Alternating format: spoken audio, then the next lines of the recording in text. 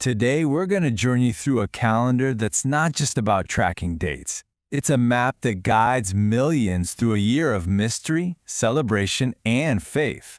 We're diving deep into the Church's liturgical calendar to really understand its ancient rhythm and what it all means. Think about it. You've got your regular calendar on the wall, right? But have you ever felt like there's another clock ticking alongside it? A kind of spiritual rhythm to the year with seasons of waiting, then feasting, then reflecting?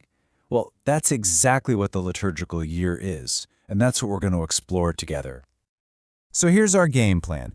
First, we'll tackle the big question. What even is liturgy? Then we'll map out the Church's calendar, walk through its different seasons, check out the different levels of celebration, and finally see how this all connects to our own personal acts of faith. All right, let's start at square one. What in the world is liturgy? You can think of it as the engine that drives this entire calendar we're talking about. You see, at its heart, liturgy is way more than just a bunch of prayers. It's the official public worship of the Church. It's the structured way the community comes together to pray. And the core belief here is that through liturgy, God's work of salvation isn't just something that happened in the past, but is made present right here, right now. And this is just fascinating. Take a look at this ancient Chinese character. It means rite or ritual. Originally, the image was literally a picture of precious offerings, like jade, piled up in a sacred bowl for a god. It just goes to show you that this fundamental idea of liturgy, a structured communal offering, is a deeply human thing that goes back thousands of years. Okay, so now that we've got a handle on what liturgy is, let's look at the framework that holds it all together, the liturgical year. It's truly a map of grace. Now, the liturgical year might seem really complex from the outside, but its structure is actually beautiful in its simplicity. It's all organized around two massive events, the birth of Christ and the resurrection of Christ. This creates two main cycles, the Christmas cycle and the Easter cycle. Pretty much everything in the year revolves around these two huge moments. So let's see how this all builds into a rhythmic journey through the different seasons of faith.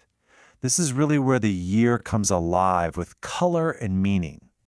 First thing you need to know, the liturgical year doesn't start on January 1st. No, it kicks off with Advent.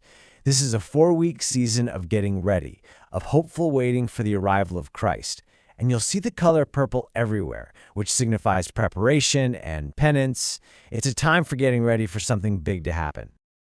And all that waiting pays off with the Christmas season. And hey, it's not just one day, it's a whole season of joy, celebrating the birth of Jesus.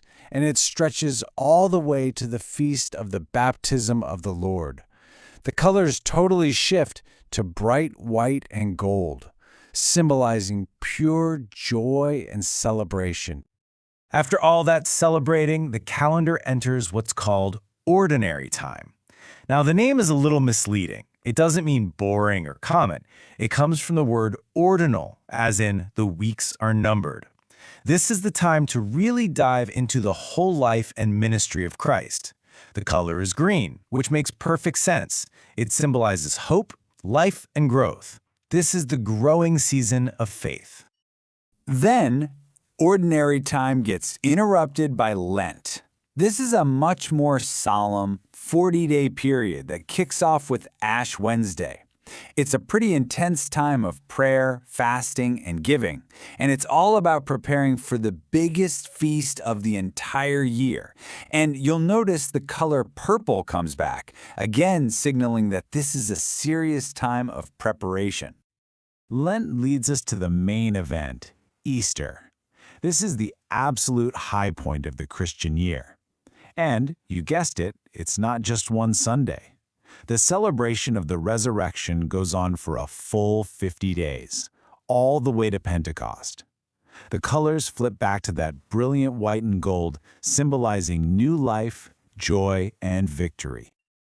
Okay, so we've got the seasons down, but let's add another layer here. Because within this calendar, not all days are celebrated with the same level of intensity.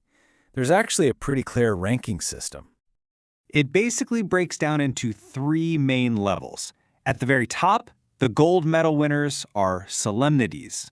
These are the biggest of the big days, like Easter and Christmas. A step down from that, you have feasts. These celebrate other really significant events or major saints. And finally, you have memorials, which commemorate a particular saint. Some of these are required, others are optional. So far, we've been talking a lot about the official public prayer of the church, but you might be wondering, okay, how does all this connect to my actual daily life? Well, let's get into that. This slide shows that connection perfectly. On the left, you see symbols of the official liturgy, the communal stuff. The idea is that these big official celebrations inspire and flow into the personal acts of faith you see on the right. These are things like sacramentals and devotions, sacred objects and practices that help people express their faith in a really tangible, personal way. And these personal devotions are how people carry the spirit of the liturgy with them every single day.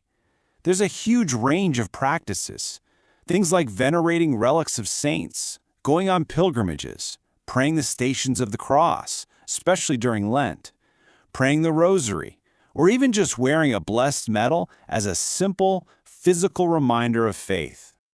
And really, this quote from the book of Romans brings it all home. This is the ultimate goal.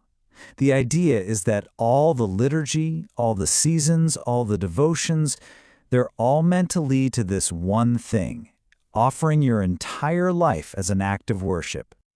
And that really brings us to our final thought for today. We've seen how this incredible calendar provides a rhythm of feasting, fasting, and remembering. So it kind of leaves us with a question. Whether you follow this specific calendar or not, what role do ritual, seasons, and celebration play in your own life? What gives it rhythm? It's something to think about.